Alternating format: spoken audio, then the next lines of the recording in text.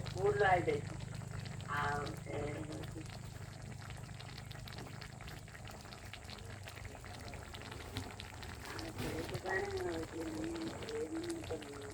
Phone କରିବା ଆଗତି କହିଦିଏ ସେ ଡାକିଦେବି ନା ଆସିବୁ।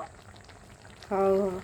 ମୁଁ କହିଦେବି ତତେ କହିଦେବି ପଳେଇ ଆସିବୁ ଆଉ ପଳେଇ ଆସିଲେ ଏଠି ବସିକି ଆଲୋଚନା କରିବା ଆଉ। ଆଉ ତୋର ଏଇଟା ଆଜି ମୋବାଇଲ ନମ୍ବର ଦେଇଦେଲେ ବି ହବ ସବୁ ଯାହା ଜିନିଷ ଆସିବ। ଇଏ ପଇସା କଣ ଏବେ ଇଏ ଉଠେଇବେ ନା ଲୋନ୍ ଫୋନ୍? ତୁ ଆଗର ଆଇନ ଆମର ସେକ୍ରେଟାରୀ ପ୍ରେସିଡେଣ୍ଟ ଚେଞ୍ଜ ହେଇସାରିଲା ପରେ ହୁଁ ତାପରେ 3 ବର୍ଷ ଏଗ୍ରିମେଣ୍ଟ ହଉଛି 3 ବର୍ଷ ପରେ ପୁଣି ଚେଞ୍ଜ ହେବେ ଆମେ ଦେଖିବା ଇଏ ପଇସାଟା ଶୁଝି ସାରିଲା ପରେ ପୁଣି ପଇସା ଦେଖିବା ତ ଯୋଗାଯୋଗ କଲେ ପଇସା ଉଠେଇବା ଏମିତି ହଉଛି କଣ 10 ଲକ୍ଷ ଟଙ୍କା ଦଉଛନ୍ତି ବିନା ସୁଧରେ। ଆମେ ବେନିଫିଟ କିଛି